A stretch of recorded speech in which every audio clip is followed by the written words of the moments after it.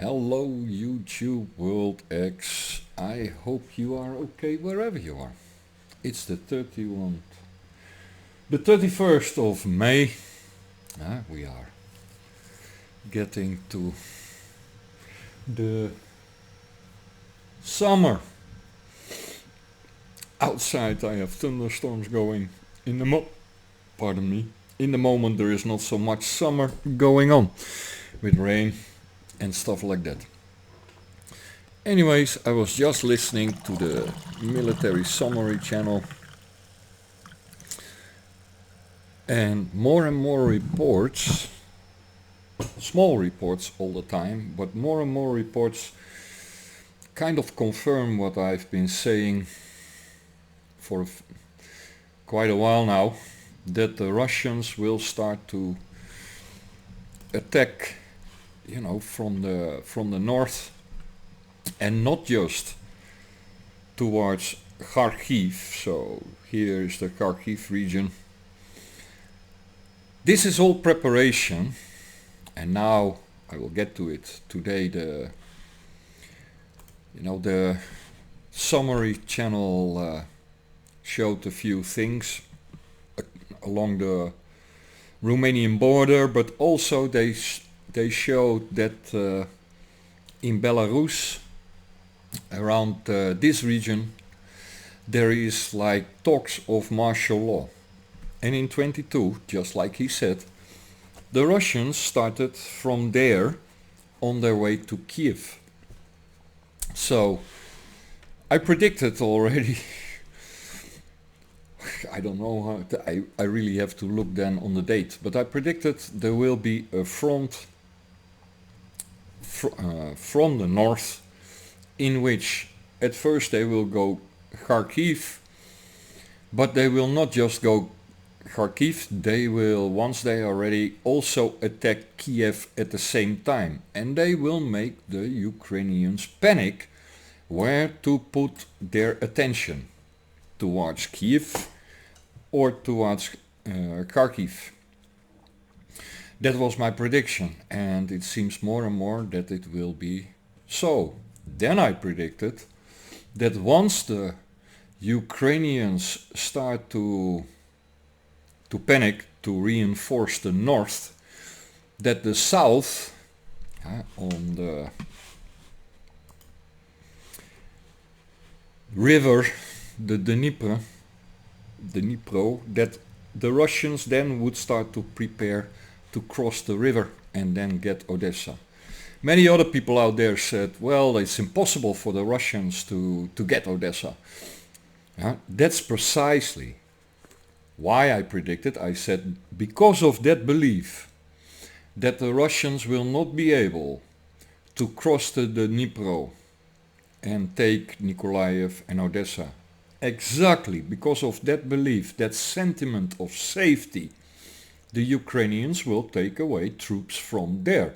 After all, the rest of the whole battlefield along the whole line of combat is already so stretched, and from the sides already so heavy on the fire of the Russians, except for the south. There it is relatively calm in comparison to everything on the east, the northeast, and the northern front. So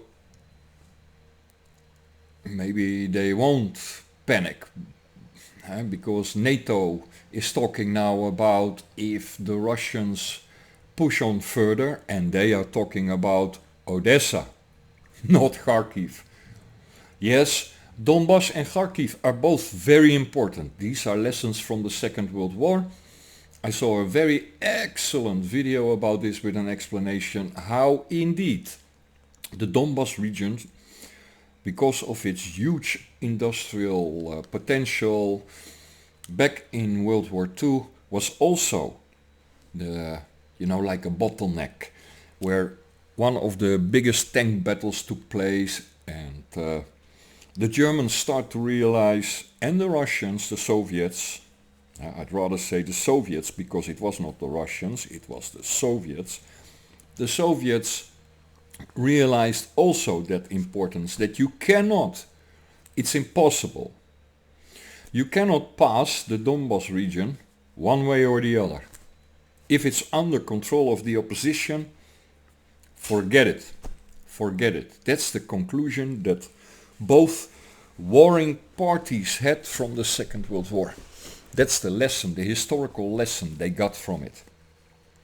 Hence, it stood to reason, according to that channel who made that excellent analysis video, hence it stands to reason they would bypass to the north. And like I said,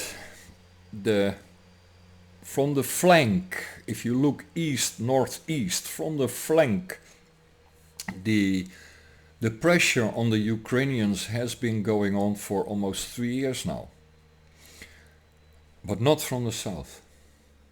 Yes, there has been drone attacks and that kind of stuff, but I'm not talking about that. I'm talking about forces that are really pushing into territory. They stopped at the Dnieper from the south. That I will stand firmly with it. That will give the Ukrainians a false form of sentiment, and they will withdraw troops from the south going to the north to protect Kiev. Guaranteed. Guaranteed. And they wish, they hope that then NATO will fill up the void. That's why these current talks, you know, from the French and Macron talking smack about troops in Moldova being, if you look on the map, to be on the ready to move in an instant's notice to Odessa, because going here through the Ukraine, you can forget. You can forget, because first of all, there is a bridge over there that was already remembered 2 years ago, and no one took responsibility for it, neither the Russians nor the Ukrainians, as far as I know, was attacked by a sea drone, that bridge. Now, that could have been the Russians to stop NATO supply that way, but it could have been just as well the Ukrainians themselves back then, because it like a, how you call it, a war of propaganda, because it got quite some attention, but no one really took the credit for it. It was quite at the beginning of the SMO, somewhere in the first few months. I remember it. So that region down there, NATO cannot cross. Also due to the distance with Crimea, because it is within the 300 kilometer range, and if they would try to cross there next to the shore of the Black Sea, the Russians would just make short work of it. However, if they are able and to be allowed to cross into Moldova and then go into Odessa, that would give them more cover, because Russia cannot hit them then back in Moldova. And if Russia would hit them back in Moldova, then the EU and NATO will still be out of, how you call it, out of harm's way. Yeah? Moldova is neither EU, neither NATO. Therefore, it is unlike Poland or Hungary or Romania. It's an ideal candidate. It's the ideal candidate for NATO, EU to start more shit. You have plausible deniability, right? And if then it becomes a battlefield, at least it won't be into a NATO-EU zone. Correct? Correct. You think that is sinister to think this way? Well, guess what? These people really think. in a very sinister way. They don't give a shit about your life or Moldovan life or Romanian life or Polish life or Hungarian life. They don't. So yeah, I dare to say that will happen. They will start shit in that region. Guaranteed, 100%. They will start this shit. I made several videos about it, how those troops, they will head directly into Moldova. There is a lot of reports out there. Yeah, I made here also red alert for the region Bessarabia, Transnistria and Moldova. I guarantee you, I really guarantee you, you will see very soon another front line there. And now with this from the military summary channel, these reports. So this one, for example, was to me quite shocking. Like really fucking shocking. Yeah, at our border, Romania and the Ukraine. Do you see what this is? That's a Claymore mine. Yeah. This phase to enemy. This phase to enemy. Did you ever see all those Vietnam movies? Or take a movie like Predator with Schwarzenegger. And they put all those claymores around their little camp when they still are not sure that this alien predator, who and what it is. Huh? A claymore, I place those things myself as well. A claymore has a lot of metal balls, huge quantity of them, and when it explodes it will just spread all that fragmented material towards an enemy. Do you know how it will look like for a human to be hit by a claymore? Do you know what kind of damage that will do?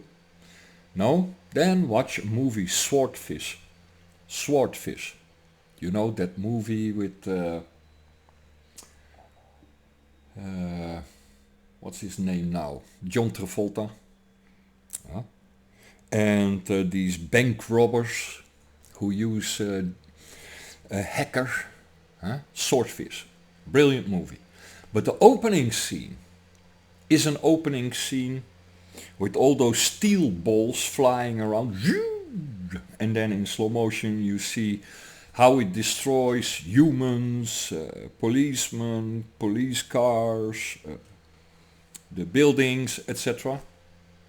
Great opening scene for a movie.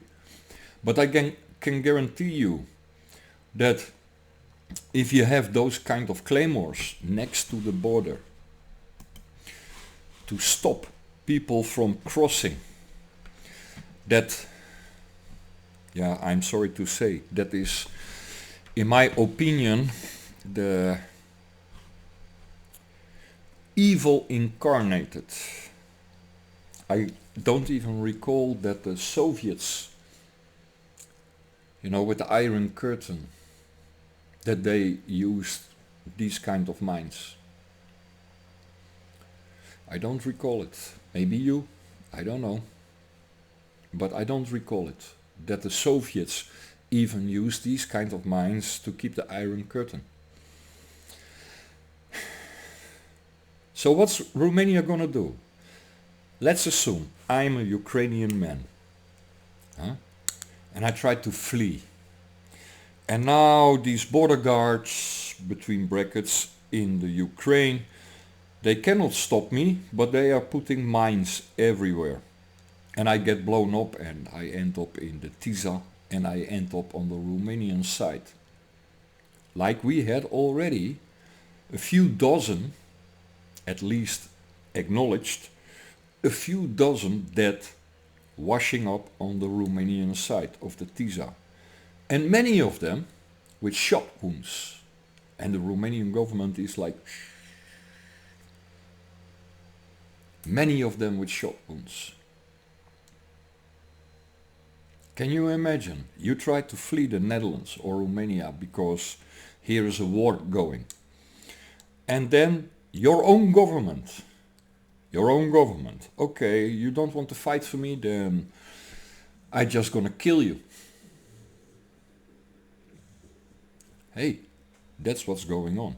I will just gonna kill you. You do not want to fight for me? Well, then guess what? This will be your fate. I will blow you up. I will use Claymore mines and guns and every way possible to keep you inside. Does that remind you of something? Yeah, it reminds me of the, what what I was supposed to fight against, the Soviet Union. That's what it reminds me of. So the Ukraine is the new Soviet Union. This is acceptable for you in the West, for Romania. This is acceptable. I cannot imagine that. I cannot imagine that you would allow this to be, I cannot imagine that a normal human being would agree with the use of these kind of mines to keep people in your country. And then, we have another report on the north side. Let me see, where did he talk about it? And, poof, there we go. Then we have here the report about martial law in that region.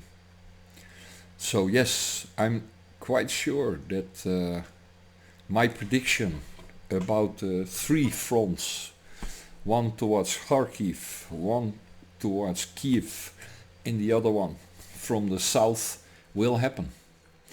And the south will happen when the Ukraine starts to panic. And I guarantee you also that if we, NATO, Romania, France, Poland, or whoever, if you send in military towards Odessa, you will be obliterated. And not only in Odessa. If they would find out that you then support from, let's say, Romanian territory, the troops who try to liberate Odessa or to defend Odessa, if you then give them cover, after all, again, distances, let's say 300 kilometers away, from within Romania towards Odessa, I guarantee you the Russians will have no fucking problem whatsoever to blow up the installations in Romania or in Poland or wherever. They will do it. Putin has warned us repeatedly, time and time again, and they are done with their patience. Putin doesn't want to harm, however, us Europeans, he clearly stated. He knows that many Europeans out there, including me, are opposed against what is happening. We are. I want this. I want the Republic of Europe, not this EU monster. I want peaceful relations with the Russians. I want good economy. I want safety for our European people from threats of war. And I want us to be gone from the yoke of the USA. We Europeans should be able to determine our own future. And we cannot do this with the EU, which is clearly a foreign entity to keep us Europeans subdued. Heck, the USA states in its own policies for more than 100 years that they want to keep Germany under its boot because it's the driving force in Europe. And they want to avoid that the Germans, dass wir Deutschen und die Russen Freunde sind. They want to avoid that we Germans and Russians are friends. They have been stating this in their own foreign policies. They've written these thick books about it, these think tanks.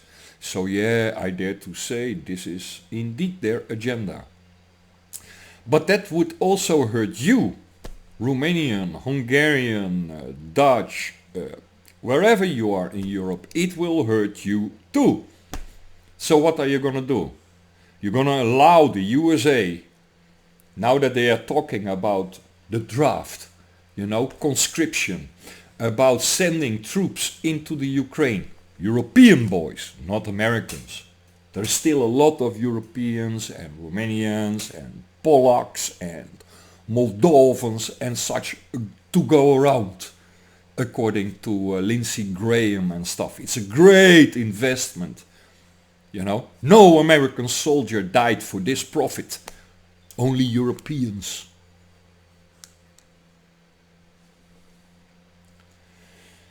Well, I'm no longer a soldier in an army, but I am still a soldier. I am. Because unlike most of you fuckers out there in NATO, I didn't join the military because I couldn't get a job somewhere else. I already had my own fucking construction company, an outdoors company, all well established, no problem whatsoever, and I was always working. Always. I always had a good income and I never had to complain. Therefore, unlike many of my colleagues, I wanted to become a truck driver. No one wanted to pay for my truck driver's license and I'm too lazy to work somewhere else. For all I care, in the supermarket to make the money and then make your truck driver's license. No. Many of my colleagues on military school to become fucking sub-officers. They had this motivation like, what the fuck, this was the best job I could land. And then cry a river when they actually have to do their job. This was not my intention of signing up. Yeah, well, what can I say? You stupid fucking mongoloid out there, you are the first ones to be misused. Guaranteed. Those who joined the military because they have this sense of being a warrior. Yeah, a warrior. You heard me right.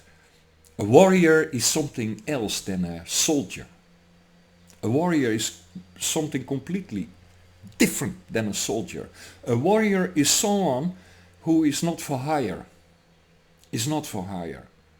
He will pick his own fights. With this I can stand, with this I cannot stand. And he doesn't care about the money. He cares about the glory. He cares about the glory for standing for something. Like really standing for something. And yeah, you have those on both sides, on the evil side and on the good side. But I dare to say I'm a warrior for the good side. Because that's in my heart. And if that means that I have to fight against my own people to stay on the good side of history, I will. Just like I'm born in Germany. I guarantee you, with the knowledge I have now from the Second World War, I would have fought against this agenda. I may have been a National Socialist. Really. Because I believe in that kind of, your nation should be, that's your tribe. That should be the first thing on your mind as that warrior. How do I protect my tribe? How do I provide for my tribe? That's why I say warrior. A soldier is something completely different. That's a fucking robot that gets paid, if he's lucky, and just marched off like a slave. Go there, do this. Yes, sir. No, sir. When, sir? If you tell me to jump, sir, when can I come down, sir? I'm talking about that's a soldier. That's not a thinking individual. That's just a useful idiot. But a warrior you could misuse at the start. You can, of course. And then if that warrior uses its own brain and starts to figure out, wait a second, I thought I fight for the good side, but here I am, and now I see this side, my side, committing atrocities. That's not what I'm standing for, therefore I will distance myself from those atrocities. That's what a warrior would do. Huh?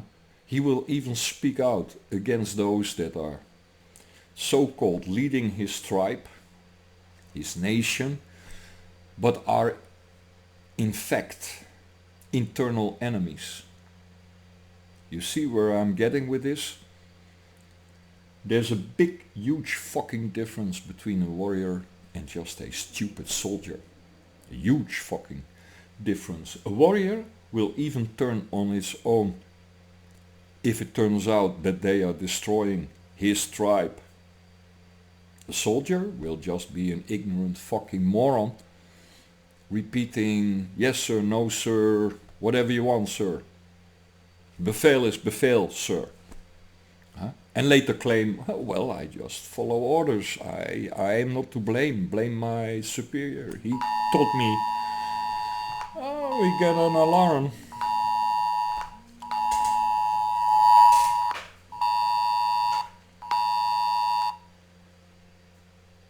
Avertizare meteo intensificare ale VANET-ului, VIGLIE, frecvente descarcări electrice, grindina, averse torendiale care vor cumula local 35-40 MAP. Perioada de manifestare 31 mai 2020. So, some heavy storm coming. Some heavy storm coming here in the mountains. Okie dokie. Have to be careful. But back to topic. The warrior. And back to topic the Ukraine. And back to topic NATO, Russia and the war. What will you do? What kind of warrior will you be? Will you be the type that will follow the EU agenda, the USA agenda, in destroying Europe, ergo your children's future and your tribe, or will you be someone who stands for his tribe? Like I said, you might have been misused before, but once your eyes are open and your ears are open and you start to think for yourself, wait a second, how do these dots connect? What are they actually doing? Not what are they saying, but what are they actually doing? And is this beneficial for my tribe? If the answer is, it isn't beneficial, then guess what? You need to focus on a different enemy. You hear me? You need to focus on that enemy internal. That internal enemy, because you claim to be a patriot. That's the other word for warrior. A patriot. You are there for your nation. You are there for your people, your family, your tribe. You are not there for this politician. You are not there for some despot. Then you are not a patriot. Then you are not a warrior. You are just a piece of useful idiot, dumb enough to keep subdued, smart enough to know how to load the weapon and discharge it, and everything else is above your pay grade in terms of capacity up here. The Netherlands, we get now Dick Schoof, Mr. Deep State himself. He will be the new Prime Minister of the Netherlands. Why do you think they will put a guy like that, former head of AIVD, the Dutch Secret Service, and the counter-terrorist unit NCTV, why do you think they put a guy like that in charge to to become the Premier of Netherlands? I will tell you why. He will be a wartime Premier. And he has no problem, because he did already during the COVID period, he has no problem to call people like me, critical thinkers, who do not blindly agree. He calls us the new danger, just like in the USA. The new danger to the democracy, and the Netherlands are patriots. He calls them extremists. Sovereign thinking people are a danger in the Netherlands. Hey, not my words, their words. Dick Schoof's words during his reign of the AIVD and the NCTV during the COVID period. He did a lot of criminal stuff. A lot of criminal stuff. And the only defense he gives when asked about it is, oh well, we already discussed this with with the parliament, so I refer you to this. Yeah, the parliament was just as guilty as Dick Schoof. They gave him the order to do these kind of things. Yet they are, of course, like, whoa, no, we didn't. Because they want to stay on that plusje in Den Haag. Huh? But Dick Schoof, he will be the loaded gun. He will be the loaded gun that during this time of war or threat of war in Europe will be the one in the Netherlands taking the reins against extremists who do not agree with the Dutch government of Geert Wilders.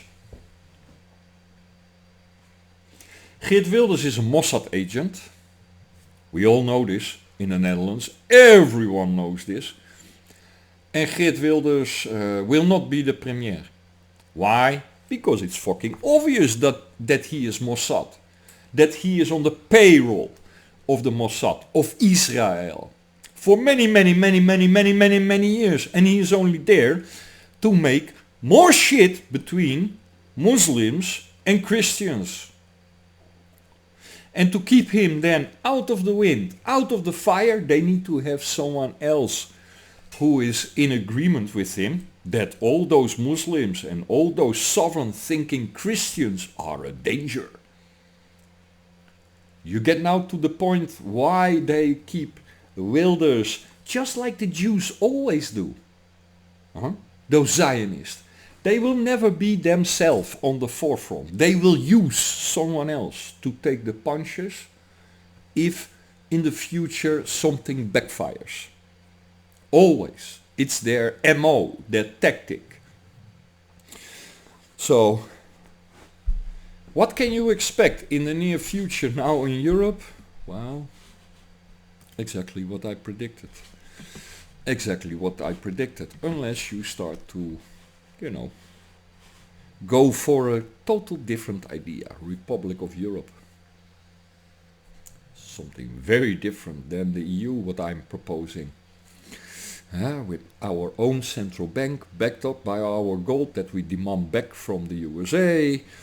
With our own defense force, not NATO. A armed population everywhere in Europe. Yes, armed to the hilt, to the teeth.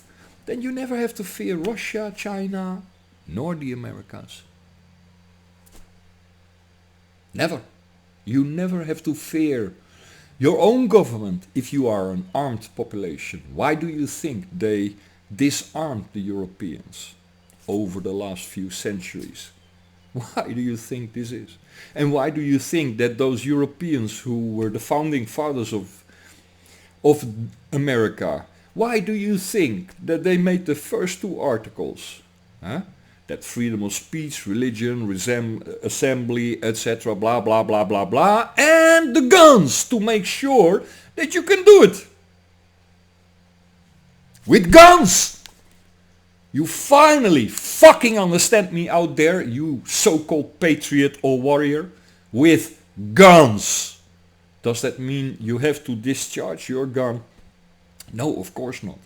But to be on an equal level of power, not here, where the police can, like we see now also with the protest against Gaza, that the police can just, be brutal against people. You think they can be brutal against people who first assemble unarmed on the street, peaceful, and then you use violence against them. Do you think you get away with this if those people have a gun at home? Because I guarantee you, if that violence was against me, or against someone I love, let's say my children are there on the campus right now protesting against the genocide in Gaza, and the police starts to hit my son, beat him up, or my, daughter, I will tell you what will happen. I would give them a gun and tell them, you go fucking back and fuck them up, and I will come with you and fuck you up. Which of those police bastards did it? That one. You're dead. I kill you right there on the spot. Yeah, I kill you right there on the spot. And that's exactly what they are afraid of. Of people like me, who will take their revenge then, who are peaceful as long as you leave them alone and don't use violence against them. But if you use violence against me, doesn't matter, uniform or a private person, I will try to stop you. Any means necessary. If I need to I have no guns. But if I have to take my axe to split your head, I will do it. And I will not sleep a second less. Never ever. If I spill your guts right here on my yard because you tried to hurt me, I will not sleep a second less. Self-inflicted, you should have not come after me. You should not have been violent against me. You can have a opposite opinion. No problem with that. Let's agree to disagree. But if you try to put your opinion forcefully on mine with violence, then yes, I fucking guarantee you, even if it is 20 years later, I will have my vengeance and shoot you. Regardless you are Dick Schoof, Rutte, von der Leyen, Scholz, or whoever was responsible. I will come after you even decades later. Decades later. And if I can't do it myself, I will hire someone to do it. That's fucking justice. That's justice. Now you can call me a fucking extremist, like Dick Schoof does. But it's the only way how you protect yourself and your family. Just like the founding fathers reasoned. To be equal. If the other has a gun and you don't have a gun, then guess what? The one with the gun is the boss. Regardless if he's right or wrong. Correct? Yeah, fucking correct. So, what will be the solution then? To bend over and bow down? That can be a solution. But then you have to take the consequences of those solutions as well. Or you fight back. You fight back. That's a God-given right. You should draw the line the second they use violence against you. And violence is not just physical violence. If they start to come after you like they did in the COVID, to take your job, to take your credibility, to take your good name and slander it, etc. That's also violence. And you are allowed to defend yourself against it. If you don't, well, it's not worth talking to you. You and me, we are not on the same page. You are even less than my dogs. My dogs will defend themselves. Especially if they are treated unkind, unjust. At some point, the dog will bite you back. It will bite you back. If you would mistreat a dog constantly, trust me, there will come a time and he bites you back.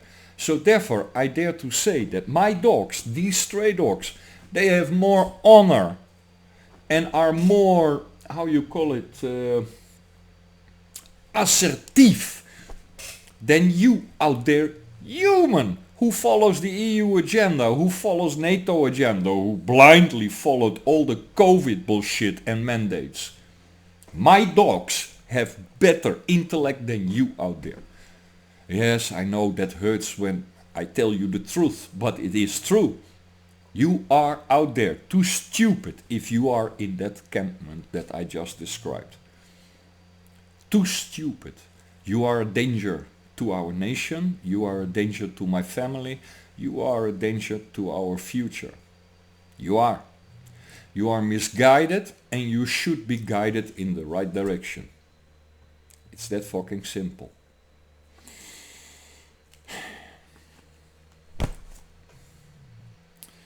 Romania. I hope I am wrong. But I made some predictions. I hope I am wrong. Because otherwise, yeah, where I live in this region, we will enjoy then the Russian retaliations. And we will have many, like I said, many refugees coming across the border at some point.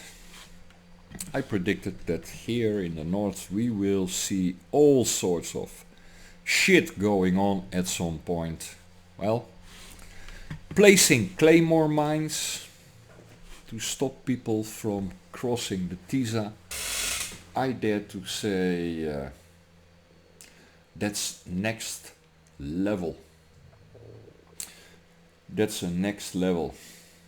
And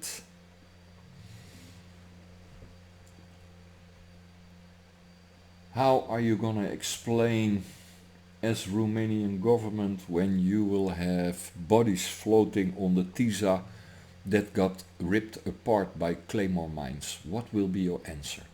I can't wait to hear the explanation of the Romanian government. You hear me? Have a nice day, Europe. Really, have a nice day. I hope you are okay. I hope we will be okay.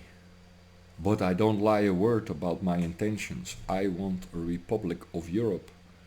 I want an armed population. I want a central bank controlled by us, not by private bankers. Basically, I want a copy-paste of the original constitution of the USA for Europe. That's what I want. And then an overhaul of our leaders in Europe with some nice interrogation about, wait a minute, Mrs. von der Leyen, how much money did you make from all these vaccines? Or how much money did you make with all these weapon sales and these stocks that you have? Really? Oh hell yeah. I would start in Europe. Remember McCarthy and this hunt for communism?